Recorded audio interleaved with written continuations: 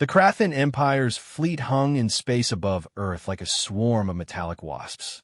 Their ships blocked out the sun, casting shadows across entire continents. Commander Vexayar stood on the bridge of his flagship, watching the blue planet below with satisfaction. This would be the Empire's greatest victory. For 3 years, the Krathan had swept through the galaxy like a plague. They had destroyed 47 civilizations. Billions of lives had been lost to their plasma cannons and antimatter bombs. No one could stand against their technology. No one could match their ruthlessness. Earth was supposed to be different. The humans had fought back harder than any species before them. They had destroyed 3 Krathan cruisers in the first battle. They had held their ground for 6 months. But now their defenses were broken. Their cities burned. Their military was scattered. "Begin the final bombardment," Vexayar ordered. His 4 eyes gleamed with anticipation. "Target their remaining population centers." The weapons officer hesitated. "Commander, our scanners show minimal military presence. Should we not demand surrender first?" Vexayar's tentacles writhed in anger. "The Krathan do not accept surrender. We eliminate. We conquer. We leave nothing behind." The officer nodded and began charging the main cannon. It would take 10 minutes to reach full power. Then, Earth would join the list of dead worlds. Deep in the Rocky Mountains, a small team watched the alien ships through specialized scopes. There were only 6 of them. 6 humans against an empire that had killed billions. It should have been impossible. It should have been suicide. Sarah Chun adjusted her rifle's settings. The weapon looked simple, almost primitive compared to Krathan technology. But humanity had learned something important during the war. The aliens relied too much on their shields and armor. They had forgotten about basic physics. "Wind speed?" she asked quietly. 3 knots from the west, Jake Morrison replied. He lay beside her, spotting through a rangefinder. "Temperature dropping. You'll need to compensate." Sarah nodded. She had been a competition shooter before the invasion. Gold medals meant nothing now, but the skills remained. The patience, the precision, the ability to make one shot count. "Target acquired," she whispered. Through her scope, she could see into the Krathan flagship. Their shields stopped energy weapons and missiles, but they were designed for space combat. They had gaps, tiny spaces where air could flow, where a solid projectile moving at exactly the right speed could slip through. The bridge of the alien ship was visible through a transparent aluminum viewport. Commander Vexayar stood in the center, his pale blue skin glistening under artificial lights. He was 2 miles up and 3 miles out, an impossible shot for any normal sniper. But Sarah wasn't normal. None of her team was. They had been selected from the best marksmen on Earth, trained in secret while the world burned, given weapons that looked like antiques, but were actually mankind's most advanced rifles. "Maria, you have the navigator?" Sarah asked. Locked on, Maria Santos confirmed from her position 50 yards away. Her rifle was identical to Sarah's. Carbon fiber barrel, magnetic acceleration coils, bullets made from a tungsten uranium composite that could punch through a tank. "David, the weapons officer?" "Ready," David Kim answered. He was the youngest of them at 22, but he could put 10 shots through a playing card at 1,000 yards. "Tom, communications?" "Got him," Tom Anderson drawled. The Texan had grown up hunting. Now he hunted different prey. "Lisa, engineering?" "Clear shot," Lisa Parr confirmed. She had been a police sniper in Seoul. Now she aimed at aliens instead of criminals. Sarah took a deep breath. They would have one chance. Once they fired, the Krathan would know their position. The mountains would be vaporized. But if they succeeded, if they took out the command staff of the flagship, it might create enough chaos to save Earth. "On my mark," Sarah said. 3, 2, 1. 6 rifles fired as one. The sound was surprisingly quiet. The magnetic coils made less noise than traditional gunpowder, but the effect was devastating. The bullets traveled at 8 times the speed of sound. They crossed the distance in less than 2 seconds. Each one found its gap in the shields. Each one pierced the viewport that the Krathan had thought was impenetrable. Commander Vexayar was reviewing planetary destruction statistics when the first bullet took him in the head. His brain matter splattered across the display screens. He was dead before his body hit the floor. The navigator died a millisecond later. Then, the weapons officer. The communications specialist managed to open his mouth to scream before Tom's bullet removed most of his throat. The engineering chief reached for an alarm that he would never touch. Lisa's shot made sure of that. The sixth bullet, Jake's insurance shot, took out the backup commander who was rushing onto the bridge. 6 shots, 6 kills, 6 seconds of chaos that changed everything. The Krathan fleet fell into confusion. Without Vexar's iron control, subordinate commanders began arguing over who was in charge. Some wanted to continue the attack. Others demanded an investigation. A few suggested retreat. While they argued, Earth's remaining forces struck. Hidden missile silos opened. Dormant satellites came online. Fighter squadrons that had been playing dead roared back to life. The humans had been waiting for this moment, waiting for the chaos that only a precision strike could create. Sarah's team was already moving. They had practiced this evacuation 100 times. Into the tunnels, down the prepared routes. The Krathan bombardment arrived 3 minutes after they left, turning the mountainside into molten glass. But it was too late. The damage was done. Without unified command, the Krathan fleet began to fracture. Some ships fired on Earth while others held back. A few even fired on each other as old rivalries surfaced without Vexar to keep them in check. The battle for Earth raged for another 6 hours. When it ended, the Krathan fleet was in ruins. Half their ships were destroyed. The rest fled into hyperspace, carrying news of their defeat back to the Empire. In a bunker deep underground, Sarah's team watched the alien ships retreat. They were exhausted. Their shoulders ached from the rifle recoil. But they were alive. Earth was alive. Think they'll come back? Jake asked. Sarah shook her head. Not here. We showed them that humans don't need giant ships or energy weapons. We just need patience, skill, and one perfect shot. The story of Earth's survival spread through the galaxy like wildfire. The Krathan Empire had been wounded by 6 humans with rifles. It was impossible. It was absurd. It was true. Other species took notice. If humans could do this, what else were they capable of? Rebellions began on conquered worlds. Resistance movements found new hope. The empire that had seemed invincible suddenly looked vulnerable. But the war was far from over. The Krathan would not forget this humiliation. They would return with new strategies, new defenses, new commanders. And when they did, humanity would need more than 6 snipers to stop them. In military academies across Earth, a new doctrine was being written. It emphasized precision over power, skill over technology, the patient hunter over the raging warrior. They called it the Chun Protocol, after the woman who had put a bullet through an alien commander's skull at 2 miles. Sarah didn't care about the fame. She was already training new recruits, teaching them to breathe, to wait, to make every shot count, because she knew the truth that the politicians didn't want to admit. The Krathan would be back, and next time they would be ready for snipers. 2 years passed after the Battle of Earth. The galaxy had changed. News of humanity's impossible victory spread to every corner of known space. The Krathan Empire, once thought invincible, now faced rebellions on a dozen worlds. Their subjects had learned a powerful lesson. The Empire could bleed. On the planet Kepler, 442b, Sarah Chun crouched in alien jungle.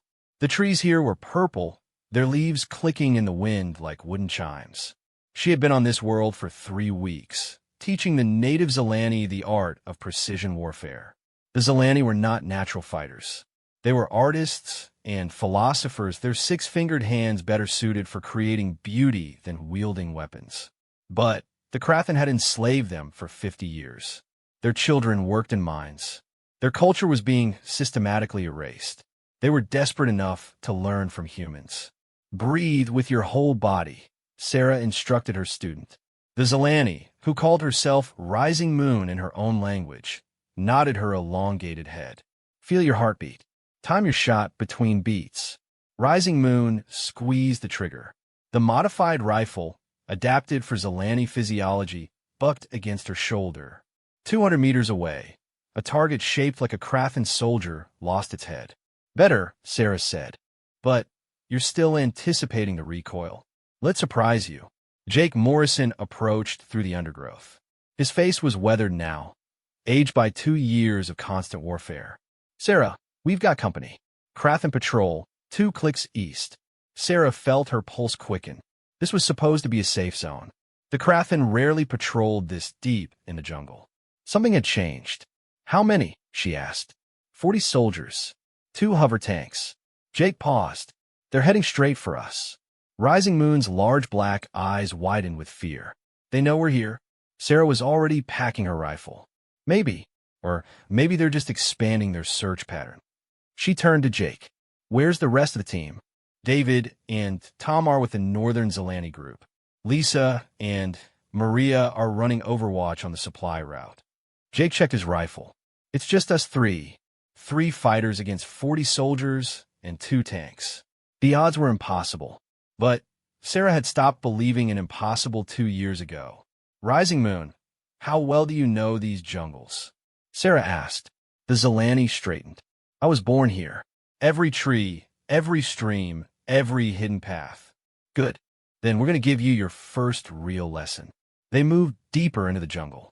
The purple trees grew thicker here, their canopy so dense that twilight reigned even at midday. Strange creatures called out from the branches. Some sounded like earthbirds. Others made noises that sent chills down Sarah's spine. The Crathan were not jungle fighters. Their empire had been built on overwhelming firepower and technology. They conquered through fear and destruction, not skill. In open ground, they were nearly unbeatable. But here in the thick alien forest, they were out of their element. Sarah found what she was looking for, a narrow valley between 2 ridges. A stream ran through the bottom, its water the color of rust. The Crathan would have to pass through here. Their hover tanks couldn't navigate the dense trees on either side. Jake, take the north ridge, Sarah ordered. Rising Moon, you're with me on the south. We'll catch them in a crossfire. 3 against 40? Rising Moon asked. Her voice shook slightly. No, Sarah Corrective. 3 snipers against 40 targets. There's a difference. They took their positions. Sarah helped Rising Moon find good cover behind a fallen log. The alien tree was as hard as stone, its purple bark proof against most energy weapons. Through her scope, Sarah could see the valley below. The stream gurgled peacefully. Soon, it would run with different colors. The Crathan arrived 15 minutes later. They moved in standard formation. Infantry spread out, tanks in the center. Their armor gleamed in the filtered sunlight. Their plasma rifles hummed with deadly energy. They looked invincible. Sarah waited. Patience was the sniper's greatest weapon. Let the enemy come to you. Let them enter your kill zone. Let them think they're safe. The first Crathan soldiers entered the valley. They scanned the ridges with their 4 eyes, but saw nothing. Sarah and her team were invisible, hidden by training and experience. The aliens kept coming. 20, 30, all 40 entered the narrow space between the ridges. Officers first, Sarah whispered to Rising Moon. Then heavy weapons. Then communications. The Zelani nodded. Her breathing had slowed. Her 6-fingered hands were steady on the rifle. She had learned well. Sarah found the Crathan commander in her scope. He was easy to spot with his ornate armor and command staff. She placed her crosshairs on the gap between his helmet and chest plate. Every armor had weak points. You just had to know where to look. She fired. The commander's head snapped back. Blue blood sprayed across his subordinates. Before they could react, Jake's rifle spoke from the north ridge. The second-in-command crumpled. Rising Moon fired a heartbeat later. Her bullet took a heavy weapons specialist in the throat. Chaos erupted in the valley. The Crathan soldiers spun in confusion, firing randomly at the ridges. Their plasma bolts seared the air, burning holes in trees. But they had no targets. Sarah and her team were already moving, already finding new positions. The hover tanks swiveled their turrets, searching for enemies. But the jungle was too thick for their targeting systems. They fired anyway, massive energy beams that vaporized sections of forest. The noise was deafening. Sarah dropped to one knee behind a different tree. Through her scope, She found a tank commander who had made the mistake of opening his hatch to see better. One shot, one kill. The commander slumped over his turret. Jake was picking off soldiers with mechanical precision. Each shot found its mark. Each bullet dropped another Krathen. Rising Moon was firing too, slowly but accurately. Her shots might not always kill, but they wounded. They spread fear. The surviving Krathen tried to form a defensive circle. But the valley was a trap. They had no cover from above, no room to maneuver. Their technological advantages meant nothing here. A squad leader tried to rally his troops. Sarah's bullet cut his speech short. A communications specialist attempted to call for reinforcement. Jake ensured he never finished the transmission. A tank gunner swung his weapon toward Rising Moon's position. The Zelani put a round through his viewport before he could fire. In 12 minutes, it was over. 40 Krathen soldiers lay dead or dying in the valley.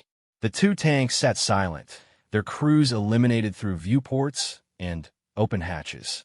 The stream ran blue with alien blood. Sarah, Jake, and Rising Moon met at the valley floor. The Zelani was shaking, but not from fear, from adrenaline, from the realization of what she had done. 7 kills, she whispered. I killed 7 of our oppressors. You did well, Sarah told her. But this is just the beginning. The Krathen will send more patrols. Bigger ones. They'll adapt to our tactics. Rising Moon straightened. Then we must teach others. Every Zelani who can hold a rifle. Every slave who dreams of freedom. Jake was checking the Krathen bodies, gathering intelligence. Sarah, look at this. He held up a data pad. They weren't just patrolling. They were hunting us specifically. There's a bounty on human snipers. Sarah read the alien text. The translation was clear. Any Krathen who killed a human sniper would receive land and titles. The Empire was taking them seriously now. Good, she said. Let them hunt us. Every soldier looking for snipers is one not oppressing civilians. Over the following weeks, word of the valley ambush spread among the Zelani. 40 Krathen dead. No friendly casualties. It seemed like magic to a people who had known only defeat. Rising Moon became a legend among her people. The Zelani who had learned from humans. The philosopher who had become a warrior. Soon, others came seeking training. Old and young, male and female. Artists and farmers and teachers all wanted to learn the way of the rifle. Sarah and Jake established a training camp deep in the jungle. They taught marksmanship, fieldcraft, patience. But more importantly, they taught hope. They showed the Zelani that the Krathen could be beaten, not through matching their technology, but through superior skill and tactics. Lisa, Tom, David, and Maria arrived with supplies and reinforcements. The original sniper team was together again, but now they were teachers as much as fighters. Each human trained a dozen Zelani. Each Zelani would train a dozen more. The Krathen responded with brutal crackdowns. They burned villages suspected of harboring snipers. They executed civilians in retaliation for dead soldiers. They deployed hunter-killer teams equipped with the latest scanning technology. But for every atrocity, more Zelani joined the resistance. For every village burned, 10 more provided supplies and shelter. The Krathen had ruled through fear for too long. Now that fear was breaking. In the capital city, the Krathen governor received daily reports of dead soldiers. Patrols ambushed. Officers assassinated. Supply convoys destroyed by precise rifle fire. He had requested reinforcements from the Empire, but they were slow in coming. Other worlds were rebelling too. The Empire's forces were stretched thin. The governor made a decision that would seal his fate. He ordered the deployment of orbital bombardment platforms. If he couldn't root out the snipers, he would simply destroy vast swaths of jungle. Let them hide in ashes. Sarah learned of the plan through Zelani spies in the capital. The platforms would arrive in 10 days. Once in position, they could vaporize hundreds of square miles at a time. The rebellion would be crushed. But Sarah had learned something important in 2 years of fighting the Krathen. Every strength could become a weakness. Every weapon could be turned against its user. The orbital platforms would be powerful, but they would also be vulnerable. She gathered her team and the best Zelani marksmen, 50 snipers in total. They had 10 days to prepare for the shot of their lives. Not at soldiers or officers, but at spacecraft in orbit. It was insane. It was impossible. It was exactly the kind of challenge humanity specialized in. The night sky above Kepler, 442b, blazed with unnatural light. 3 orbital bombardment platforms hung like metal stars, their weapons charging for the dawn attack that would turn the jungle to ash. In 12 hours, the rebellion would be over. Sarah Chun lay on her back in a cleared field, studying the platforms through her scope. They were 15 miles up, far beyond the range of any conventional weapon. The Krathan engineers who designed them had never imagined anyone would try to shoot at them from the ground. "This is crazy," Tom Anderson muttered. The Texan was calculating wind speeds at different altitudes. "Even if our bullets can reach that high, the platforms have shields." "Same shields as their ships," David Kim noted. He was the team's tech specialist, designed to stop energy weapons and missiles, but they still need to vent heat. Sarah smiled. It was the same vulnerability they had exploited 2 years ago above Earth. The Krathan never learned. Their arrogance was their greatest weakness. 50 snipers were positioned across the field. 6 humans and 44 Zelani, including Rising Moon. Each had a specially modified rifle. The barrels were longer, reinforced with alien alloys. The magnetic coils had been overcharged to dangerous levels. The bullets were different too, shaped charges designed to explode on impact. "Remember," Sarah addressed the group, "we're not trying to destroy the platforms. We just need to damage their stabilizers. Let gravity do the rest." Jake Morrison was running final calculations on his datapad. "If we can knock out even one stabilizer per platform, they'll lose orbital stability. The planet's gravity will pull them down. And when they crash?" Rising Moon asked. "Kinetic impact equivalent to a nuclear weapon," Lisa Park answered. "We need to make sure they come down in unpopulated areas." It was a delicate balance. Hit the right stabilizers to control the descent. Too much damage, and the platforms might explode in orbit, raining debris across the continent. Too little, and they would remain operational. Maria Santos was watching the platforms through binoculars. "Heat venting will begin in 30 minutes. The vents will be open for exactly 90 seconds. 90 seconds to fire 50 shots at targets 15 miles up. 90 seconds to save a world." The Zelani snipers were nervous. Many had been farmers or artists just weeks ago. Now, they were attempting something that seasoned soldiers would call impossible. But they had learned from humans. They had learned that impossible was just another word for challenging. Sarah checked her rifle one last time. The weapon hummed with barely contained energy. If the magnetic coils failed, the rifle would explode. They were pushing human technology to its absolute limits. 5 minutes, Jake announced. The field fell silent. 50 snipers lay motionless, their rifles pointed at the sky. To any observer, they would look like madmen trying to shoot the stars. But Sarah knew better. She had seen what determined humans could do. She had seen empires fall to well-placed bullets. The first platform began venting. Superheated plasma burst from ports along its hull. For 90 seconds, those ports would be open. For 90 seconds, the platform was vulnerable. "Platform Alpha, fire," Sarah commanded. 17 rifles fired in sequence. The recoil was brutal. Sarah felt like she'd been kicked by a horse. But her bullet was already climbing, racing through the atmosphere at 10 times the speed of sound. The specially designed rounds left trails of fire as they ascended. They looked like reverse meteors, rising instead of falling. Sarah counted in her head. 8 seconds. 9. 10. The first impacts were invisible to the naked eye. But through her scope, Sarah saw small flashes on the platform's hull. Most bullets missed or were deflected by the shields. But 3 found their marks. 3 bullets entered the heat vents and detonated inside. "Platform Beta, fire." Jake ordered the second group. More rifles spoke. More fire trails reached for the sky. Rising Moon was in this group. Her shot was perfect, her form exactly as Sarah had taught her. Her bullet found its target 14 seconds later. "Platform Gamma, fire." Maria commanded the third group. The last 17 snipers fired. The field was filled with thunder. Several rifles failed catastrophically, their coils exploding in showers of sparks. But most held together. Most sent their deadly messages skyward. Through her scope, Sarah watched the platforms. At first, nothing seemed to happen. The giant weapons continued their slow orbit. The vents closed. The shields shimmered back to full strength. Then, Platform Alpha lurched. Just a small movement, barely noticeable. But, in orbital mechanics, small movements had large consequences. The platform began to list to one side. Its stabilizers fired frantically, tried to correct the tilt. Platform Beta shuddered next. Explosion bloomed along its port side. Not enough to destroy it, but enough to cripple its stability systems. It began a slow spiral, fighting against the planet's gravitational pull.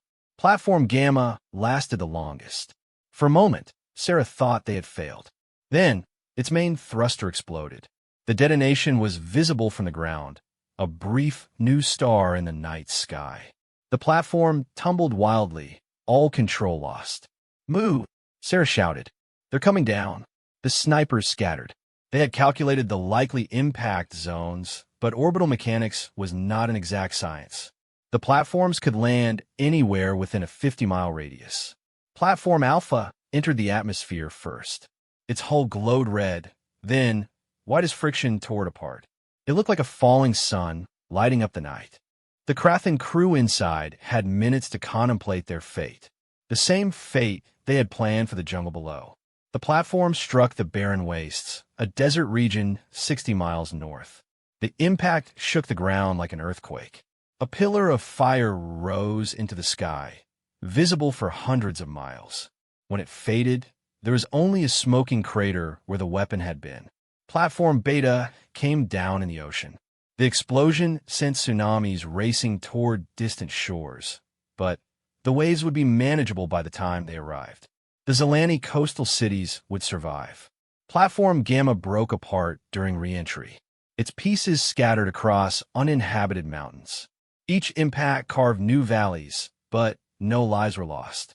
The orbital bombardment platforms, the Krathan Empire's ultimate weapons, had been defeated by 50 beings with rifles. In the capital city, the Krathan governor watched the destruction on his monitors. He could not comprehend what had happened. Ground forces shooting down orbital platforms? It violated every principle of modern warfare. It was primitive. It was absurd. It was human. The governor's aide approached nervously. "Sir, we're receiving reports of uprisings in 7 sectors. The Zalani, they believe they can win now." The governor's tentacles writhed in frustration. He had lost half his ground forces to snipers. His orbital weapons were destroyed. Reinforcements were still weeks away, if they came at all. The Empire was fighting rebellions on 20 worlds now, all inspired by humanity's example. "Prepare my shuttle," the governor ordered. "We're leaving." But as he headed for the spaceport, a single shot rang out. The governor looked down at the hole in his chest, blue blood spreading across his uniform. A mile away, Rising Moon lowered her rifle. The student had become the master. Within hours, the Zalani were in open revolt. Armed citizens stormed Krathan positions. Former slaves turned on their masters. The snipers had shown them that the Empire could be beaten. Now they proved it themselves. Sarah and her team watched from a hillside as the capital burned. Not with orbital fire, but with the flames of revolution. The Zalani flag rose above the governor's palace for the first time in 50 years. "We did it," Jake said quietly. "They did it," Sarah corrected. "We just showed them how." News of Kepler 442b's liberation spread faster than light. Quantum communications carried the story to every corner of the galaxy. 50 snipers had shot down orbital platforms. A slave race had overthrown their masters. The impossible had become possible. On a dozen worlds, similar rebellions began. The Krathan Empire found itself fighting not one enemy, but hundreds. Each species adapted human tactics to their own physiology. Aquatic races became underwater snipers. Flying races attacked from above. Even the peaceful Etherians, beings of pure energy, learned to focus themselves into deadly precise beams. The empire that had conquered through overwhelming force was being undone by precision. They could not adapt fast enough.